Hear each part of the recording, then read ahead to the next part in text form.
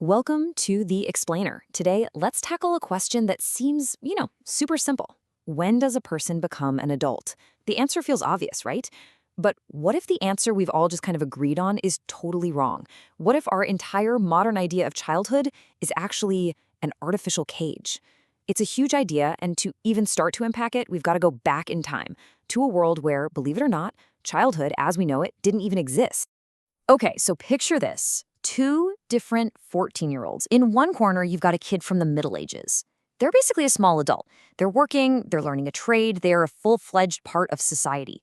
Then, in the other corner, you have a 14-year-old today. Legally, socially, they're still a kid with years and years of school stretching out in front of them. So what on earth changed? You see, for most of human history, this whole concept of childhood as we know it just wasn't a thing. I mean, think about it. Life expectancy was maybe 30, 40 years if you were lucky. There literally wasn't time for a long, protected childhood. You had to jump into the world of work and responsibility the second you were physically capable. And this wasn't people being cruel, it was just survival, pure and simple.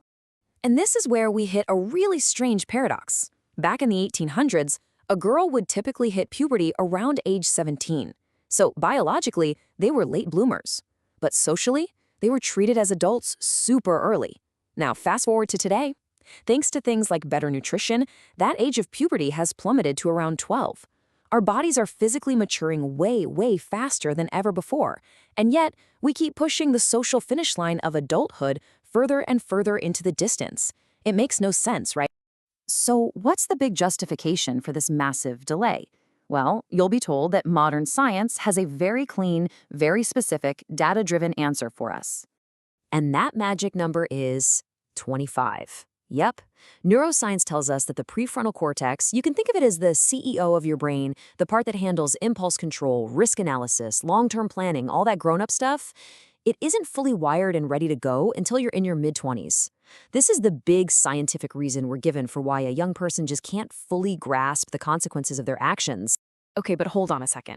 If the science is so crystal clear that our brains are basically half-baked until we're 25, then why on earth is the legal age of adulthood 18? Why can you vote, go to war, and sign a legally binding contract with a brain that science just told us isn't finished developing yet? Well, here's the thing. The age of 18, it's not some biological truth written in our DNA. It's a compromise. It's a deal. On one hand, the state needs people. It needs workers, it needs taxpayers, and frankly, it needs soldiers at their physical peak.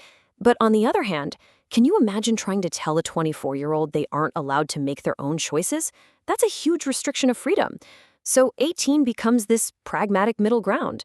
It's not perfect, but it's good enough for the system to work. All right. Now to really get a handle on our own weird biases about age, we're going to have to leave the real world behind for a minute. I know, this might feel like a strange detour, but trust me, it gets right to the heart of how we're all wired to think about this stuff. So, let's talk Star Wars. In the show Andor, there is this plot point where a powerful senator, Mon Mothma, has her 13-year-old daughter tangled up in a political marriage arrangement.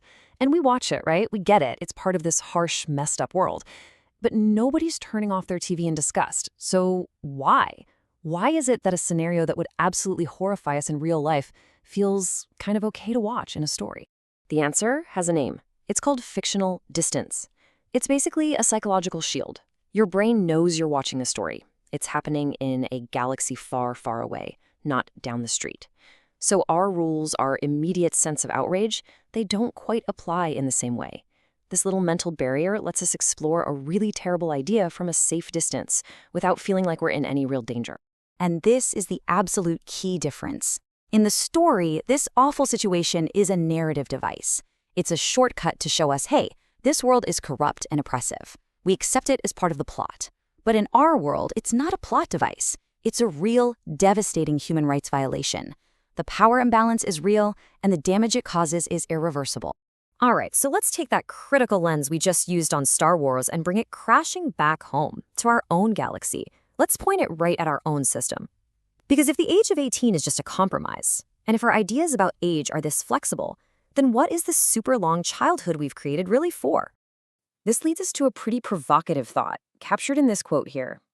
What if the main point of our modern education system isn't just about learning, but about waiting? What if it's designed to be a giant waiting room, holding millions of young people in a kind of suspended animation?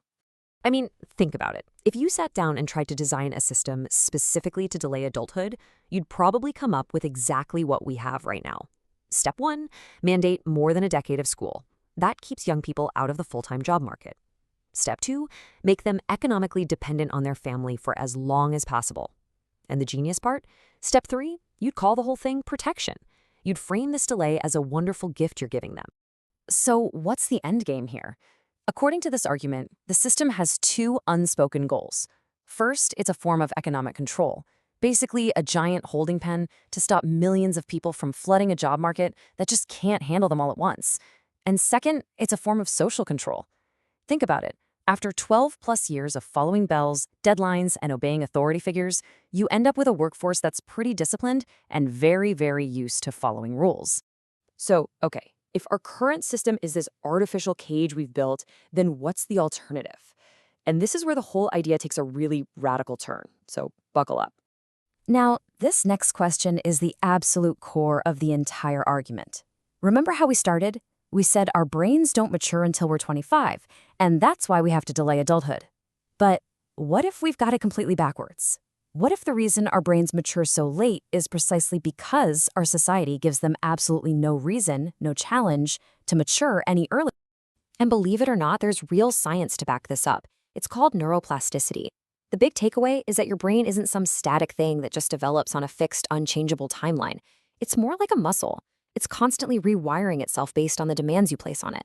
If you don't give it real challenges, real responsibility, its development slows down. But if you do, it adapts. It rises to the occasion. And just look at history. It is packed with examples of this in action. We're talking about Ottoman princes being sent out to govern entire provinces when they were just 14. Roman administrators in their late teens handling unbelievably complex logistics. They had this capacity for deep understanding. There's a great Ottoman Turkish word for it, idrik. And this wasn't some magic power they were born with. No, it was forged. It was built in the fire of real, early, and meaningful responsibility. Okay, so how could a massive change like this even happen without society just falling apart? Well, the proposal isn't to flip a switch overnight. That would be chaos. Instead, it's a gradual, planned transition. You lower the age of majority decade by decade. This way, you give everyone, families, the economy, the legal system, time to adjust and adapt to the new reality. But let's be real for a second. A change this big, this fundamental, it's probably not going to come from the top down.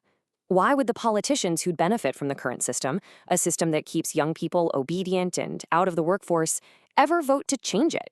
Now, the argument goes that just like in Star Wars, real, meaningful change isn't going to come from polite debates in the Senate. It's going to come from a rebellion. But we're not talking about a rebellion with blasters and starships. We're talking about a quiet rebellion, one that happens at the family level, based on a totally different way of raising our kids. So what does this rebellion look like? It starts when individual families just opt out of the current system. It's when they decide to focus on teaching their kids real-world skills and competence, not just how to get a piece of paper. It's when they start giving their children actual financial and social responsibility from a young age, essentially preparing them for independence instead of preparing them for another decade in that giant waiting room. And so all of this leaves us with one last very personal question. We've gone through this whole idea that maybe, just maybe, we've confused a social invention with a biological fact. So if adulthood isn't just a number that society stamps on you when you turn 18, if it's really a choice, a set of responsibilities you decide to pick up, then the question isn't for society to answer anymore. The question is for you. When would you make that choice?